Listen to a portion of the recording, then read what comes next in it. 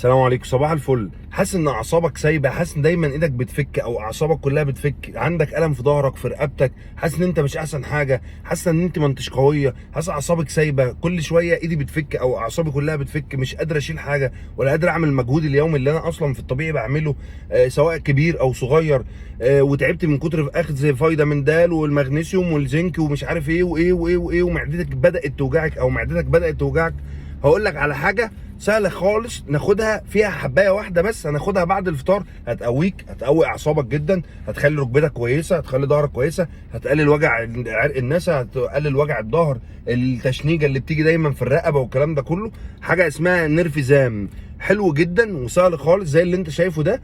هتاخد حبايه بعد الفطار على لحد ما العلبه تخلص، صدقوني مهم جدا، ملوش اي اضرار، مليان فيتامين د، مليان بي 1 بي 2 بي 6، كل اللي احنا محتاجينه هتبقى هي في الحبايه.